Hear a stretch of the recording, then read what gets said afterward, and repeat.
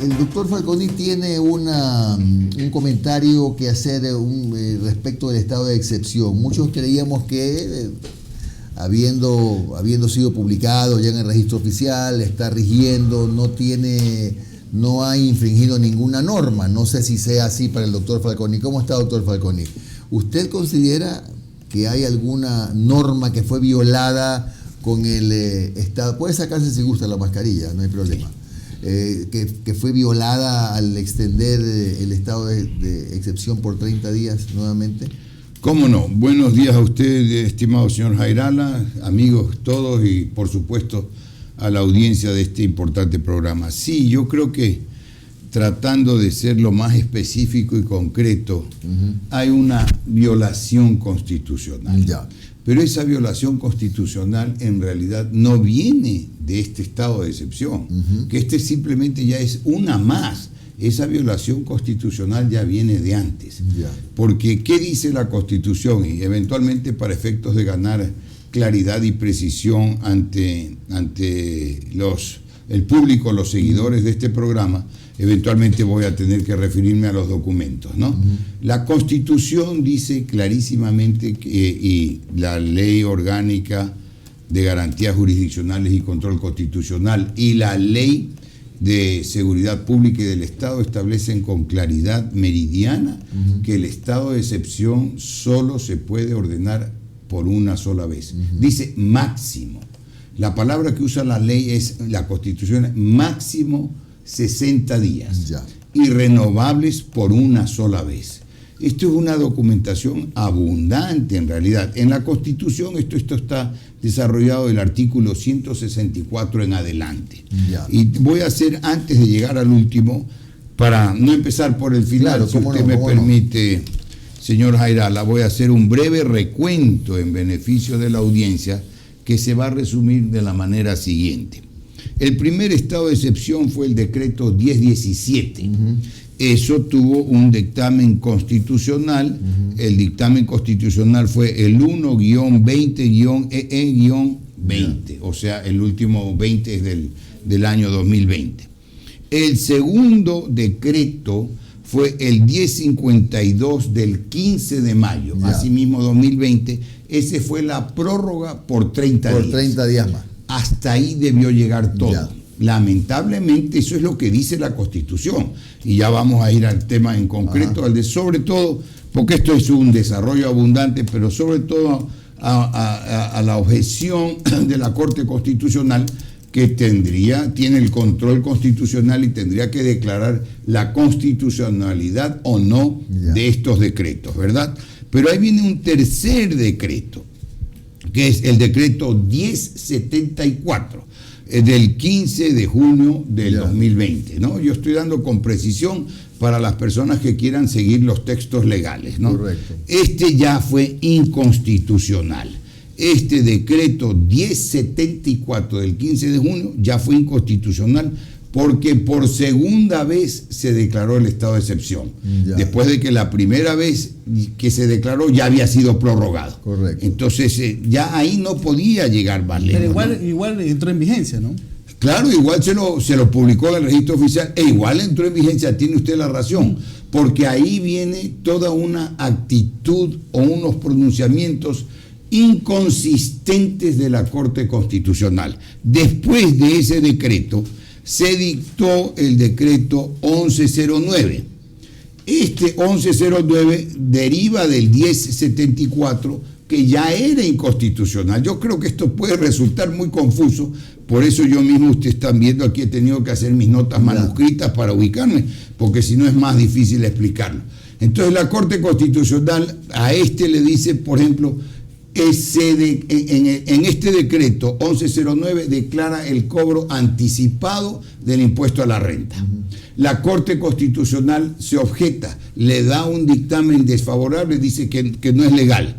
Entonces, y era absolutamente legal, tan legal, mi estimado señor Jairala, amigos y colegas, que el artículo 165 de la Constitución, creo que sale aquí en la Cámara, en el numeral, en el segundo inciso, numeral primero dice decretar la recaudación anticipada de tributos. Ya. Sin embargo, la Corte Constitucional le dice que no puede decretar la recaudación anticipada, que explique en qué se va a gastar. Pero sin embargo, el numeral segundo a continuación le dice, en el estado de excepción válido, por supuesto, utilizar los fondos públicos destinados a otros fines. O sea, no tenía que dar mayor explicación, Ya. excepto los correspondientes a salud y educación.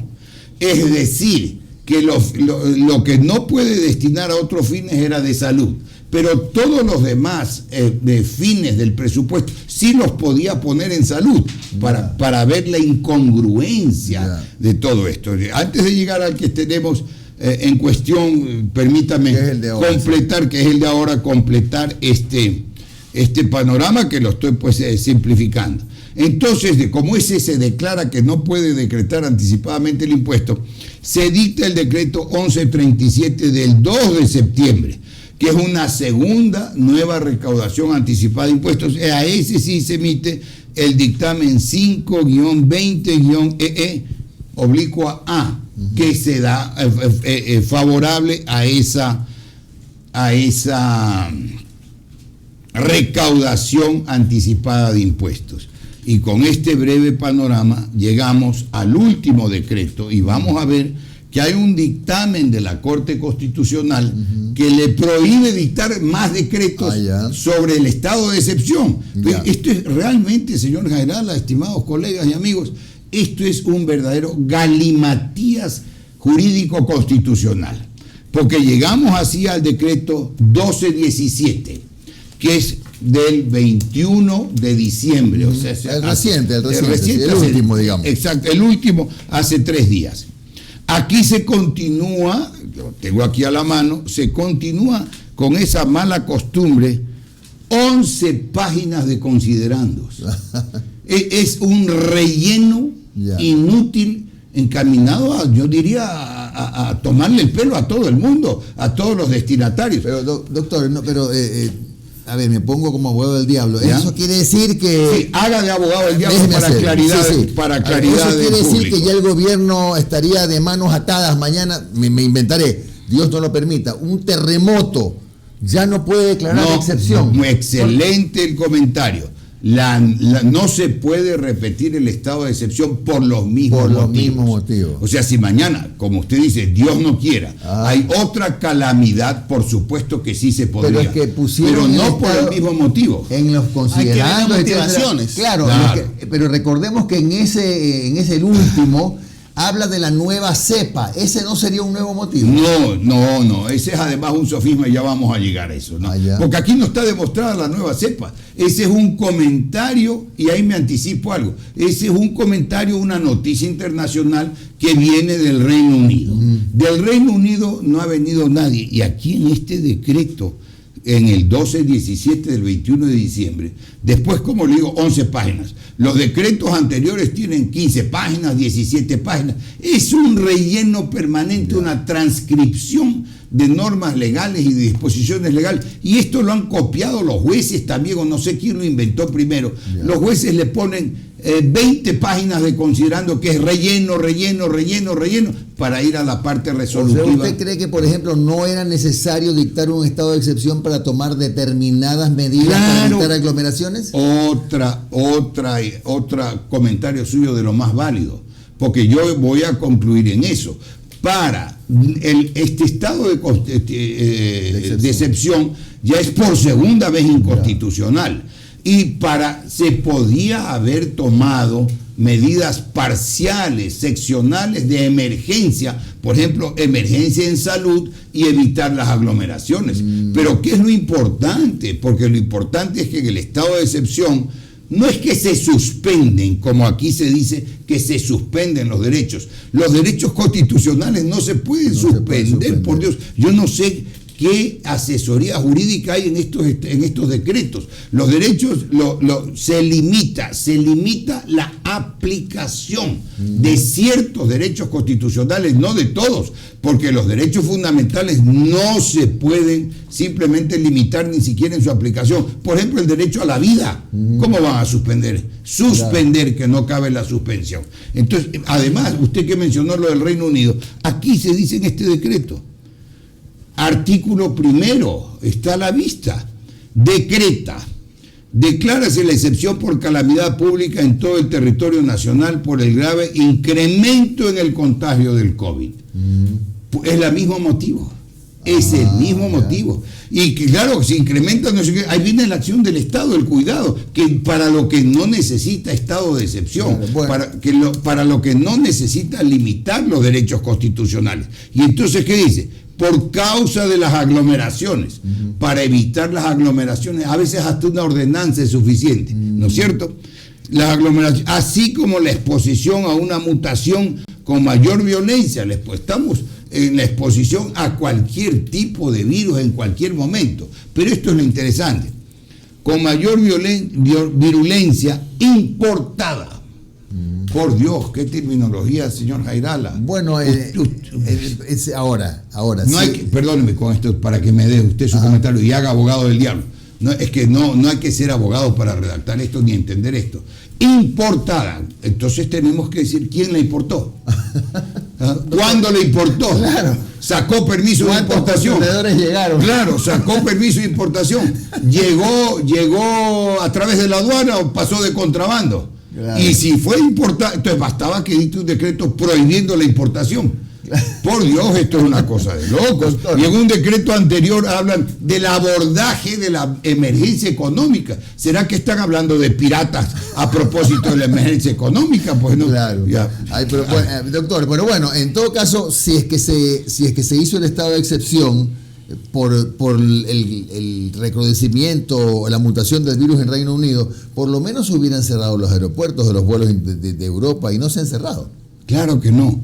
Y eso es una de las medidas básicas en el estado de excepción, es el control de puertos y aeropuertos. Pero déjeme ver en la parte del dictamen 520 de la Corte Constitucional anterior. Ya. Esto es muy antiguo, pues es sobre el decreto, el dictamen es sobre el decreto 1126, que ya fue el segundo estado de excepción, que ya era inconstitucional. ¿Qué dice aquí en la parte pertinente? Declarar la constitucionalidad del decreto 1126, que ya era inconstitucional, por eso es que esto es un galimatías, del 14 de agosto del 2020, que contiene la renovación por 30 días de excepción, cumpliendo los siguientes parámetros. En el numeral primero, omito lo que es innecesario. Transcurrido este periodo de 30 días de renovación, el estado de excepción, la Corte Constitucional no admitirá una nueva declaratoria sobre los mismos hechos que han configurado la calamidad pública en 2 ocasiones previas con sus respectivas renovaciones. Ahora, le pregunto al jurista, ¿qué pasa si mañana la Corte Constitucional declara la inconstitucionalidad de este último decreto? ¿Qué pasa con todo lo que se ha hecho sobre la base de este estado de excepción reciente? ¿Puede pasar o no puede pasar? Muy buena la pregunta, señor Jairala. Dejaría de tener vigencia en todo este estado de excepción decretado por el 1217, que dispone la movilización y que dispone la requisición, que suspende, cosa que ya acabo de aclarar rápidamente, que no se puede suspender los derechos constitucionales, que establece, determina el distanciamiento, y para eso el tráfico inclusive en vehículos. O sea, si va un vehículo aquí y el otro va en otro vehículo, una persona en cada uno, eso sería por último solo aplicable al transporte público, y el distanciamiento tendría que estar sujeto a un aforo razonable. Doctor, ¿verdad? Una consulta, para hacer cierre de espacio aéreo se necesita estado de excepción. Claro, por supuesto. Solo con estado de excepción se puede cerrar espacio aéreo. Espacio aéreo, obviamente, pues, porque además eso está en el derecho a la libertad de tránsito que tienen los pasajeros y las compañías que prestan ese servicio. Entonces, por ejemplo, estado sí serviría para un cierre de... Claro, daría, pero que esto es lo básico, porque aquí esto es importante tenerlo claro. Mi estimado señor Jairala, este último octavo, para terminar su pregunta, el 12-17, la Corte Constitucional, ahí sale ya cualquier cosa en esa Corte Constitucional, ¿no? En realidad es la Corte de Terror, ¿no? La Corte del Terror Constitucional, porque no estamos ahora para ejemplos, pero sale cualquier cosa. Ahí, si tiene un mínimo de coherencia con lo dicho en este dictamen 520 que acabo de señalar, tendría que necesariamente declarar inconstitucional este decreto 1217. ¿Tiene algún plazo, doctor, para hacer esto? La Corte ya está notificada, ¿tiene o no tiene un plazo determinado? Y sí sería ridículamente absurdo y una tomadura más de pelo a todo el país que se pronuncie después de los 30 días que se establecen aquí. Que usted preguntaba, ¿y qué pasa cuando la Corte Constitucional, que ya está notificada, porque está obligado, en cualquier estado de excepción está obligado a notificar a la Corte Constitucional, a la Asamblea y a los organismos internacionales? Tendría que pronunciarse con un mínimo de coherencia, repito, por la inconstitucionalidad de este último decreto 1217, que además establece las requisiciones, pero en general las requisiciones son el retirar bienes de quien sea en cualquier momento. ¿Qué tal que entonces vengan aquí y le digan yo necesito todas estas instalaciones? Se le llevan todo porque estamos en estado de excepción y se ordenan. Las requisiciones tendrían que ser específicamente señaladas. Y termino esa parte con esto, mi estimado señor general. Mire que he tratado de hablar rapidísimo para llegar con precisión al público, claro. Entonces, en esas requisiciones tendrían que ser expresamente señaladas. Pero aquí se delegan. Las facultades propias de un estado de excepción no se puede delegar. El único que dicta y maneja estados de excepción es el presidente de la República. A ver, entonces, para cerrar este tema, usted manifiesta que más allá de que considere que es inconstitucional, sin el estado de excepción se podían haber hecho muchas de las cosas. Muchísimas, bajo una emergencia parcial. En salud, como le digo, pues sí, la aglomeración hasta por ordenanza se evita. Claro. No digamos pues una emergencia con un decreto ejecutivo que declare esa emergencia. ¿Lo mismo que la restricción vehicular o no? Claro, también en tránsito, en todo ese sentido, pero no requiere no hacía falta estado de excepción. Suspender, que ya le digo, no cabe, porque no dejan de tener vigencia los derechos constitucionales, salvo que deje de tener vigencia la Constitución. Claro. Pero lo que se hace es que se limita su aplicación. Y el limitar la aplicación de esos derechos constitucionales de manera general a todo el país es un absurdo. ¿Es ignorancia o hay motivación? Mire, buena pregunta, ¿no? Para mí, el dicho es piensa mal y acertarás, ¿verdad? Para mí hay una mezcla de ambas cosas, porque aún para ir a lo segundo, que podría ser congelar la campaña electoral, porque es justo estos 30 días, ¿verdad? Que podría ser lo que usted dice, cualquier otra razón, hay una mezcla de ignorancia. ¿Qué es lo que pasa a los jueces? En muchos jueces, felizmente, no todos, gracias a Dios en este país, no todos, hay de la generación cuyos jueces merecen ser juzgados, se dice en el Talmud, ¿verdad? Hay de la generación. En muchos jueces es una mezcla de ignorancia jurídica y de picardía, claro. ¿Verdad? Aquí hay, piensa mal y acertarás, vuelvo a decir, se congela la campaña, al menos públicamente, claro. ¿Verdad? Pero la declaratoria del estado de excepción, en los términos que se le declara, bastaba, repito, quede claro que es una ironía, que se prohíba la importación del virus del Reino Unido, pues sí o no. Doctor, ya que estamos hablando de temas de jurídicos tan importantes, permítame consultarle rápidamente. Con todo gusto. Ya está en todas partes, rodando en el mundo la sentencia del caso Sobornos. ¿Cuál es su criterio, de la manera más breve que le sea posible, conociendo que es un tema muy complejo, de la manera como obró la justicia en el caso Sobornos? Bueno, mire, el tema del caso en sí mismo, el caso como tal, el tema como tal, yo no lo conozco en detalle, no lo he tratado. En alguna entrevista con el señor Viván, con el programa de él, Justicia Divina, yo señalé que había unos cuestionamientos que, vistos desde afuera, eran realmente cuestionamientos gravísimos, ¿verdad? ¿Cuál era la prueba? Condenar por una prueba, por ejemplo, al ex vicepresidente de la República, Jorge Glass, y al presidente, al ex vicepresidente, empezando por ahí, por un parentesco. Es decir, en materia penal, la responsabilidad es personalísima. O sea, mañana usted tiene un pariente, yo tengo un pariente, cualquiera tiene un pariente, un tío, un amigo. Si ellos cometen un delito, una infracción, no somos responsables nosotros. Es así de sencillo, ¿verdad? Y menos, esa es la condena al ex vicepresidente Glass, que es realmente por ahí verlo en esa máxima cuestionamiento. Y al expresidente Correa por influencia psíquica. Entonces, con esa influencia psíquica se puede condenar a cualquiera en cualquier momento. ¿Hay antecedentes de condenas por influencia psíquica en Ecuador? No que yo conozca en Ecuador ni en el mundo, no que yo conozca, realmente no que yo conozca. Y ahí hay en ese desarrollo, hay un tema que es sumamente,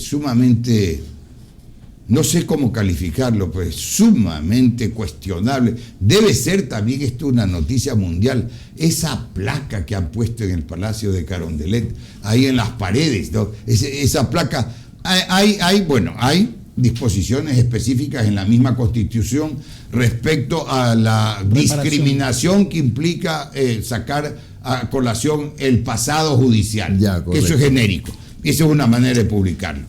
Hay un fallo muy conocido que viene de España, que se llama el derecho al olvido, porque un tribunal español ordenó que se saque del internet una publicación de un fallo, y que era una materia civil, que ordenaba un embargo de una persona, invocando el derecho al olvido, porque por último, si alguien cumplió una condena, ya la pagó pues cuando la cumplió, ¿verdad? ¿Hasta cuándo tendría que estársele refregando ese hecho? Todo eso es inconstitucional. Y si vamos al tema de la placa, todo eso de esa placa, todos esos consumados delincuentes en el latrocinio, para dar un solo ejemplo, en el latrocinio de los hospitales, donde ha estado en cuestionamiento el juego a la salud y a la vida de todos los ecuatorianos, porque con esta cruel coincidencia del manejo de los hospitales en la pandemia, entonces a ellos no, con la misma lógica. Placas también. No, pues no placa. A ellos habría que ponerle un mural alrededor de todas las paredes de Carondelet, pues, ¿verdad? Un mural, ¿sí o no?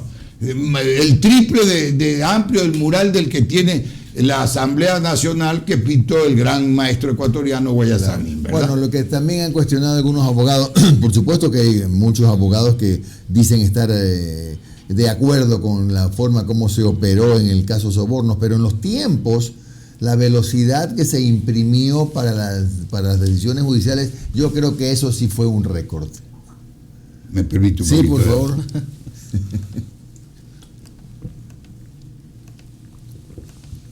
Y al mismo tiempo pienso en la respuesta. No solo que fue un récord, hay juicios de 15 años, de 20 años, 18 años. La Corte Constitucional se acaba de pronunciar hace unos días en un fallo, por calificarlo de alguna manera, esotérico, violando una serie de principios, el de la preclusión, es decir, regresar atrás en el trámite ya agotado y consumado, pero no es el caso tocar ese tema. Ese manejo desigual en los tiempos que usted lo precisa con absoluta claridad es inconstitucional también. ¿Por qué? Porque el acceso a la justicia es un derecho constitucional. La tutela judicial efectiva es un derecho constitucional. Y entonces todos tenemos igual derecho de tratamiento ante la justicia y ante la ley. ¿Por qué unos juicios se demoran 20 años? Y hay un caso también, para hablar de personas célebres, el juicio del expresidente Maguad. ¿Y por qué otros juicios se demoran un par de años, a lo mucho? Entonces, esa desigualdad es absolutamente inconstitucional y absurda, ilógica. En el Código de Procedimiento Civil, que yo lo tengo más en la memoria que el actual COGEP, lleno de faltas de ortografías, de errores conceptuales, etc. Un mamotreto de código, ¿verdad? En el Código de Procedimiento Civil se decía con absoluta claridad, en los recursos cuando va ante el superior, se aplicará el orden cronológico. del cronos latín, ¿verdad? Cronológico, en razón del tiempo. O sea, el más antiguo primero, Claro. va en orden en antigüedad. Lógico. Y eso, aunque no lo diga el COGEP, acabo de señalar la norma constitucional, entonces atenta contra el principio de igualdad de acceso a la justicia y de igualdad de la tutela judicial efectiva. Claro, eso es bueno, haciendo un ejemplo un poco tosco, pero eso es como no, más o menos usted va a hacer un trámite, es amigo de la persona que tiene las carpetas, ponme la mía arriba. Exacto, atenta contra la igualdad. Claro. Exacto. Claro Exacto. que sí. Bueno, doctor Falconi, como siempre habrá oportunidad de conversar de otros temas en otra ocasión. Así creo, usted ya sabe que yo estoy pues muy grato de participar y comentar con ustedes en este espacio. Gracias, doctor Muchas Juan gracias Falconi. por la invitación.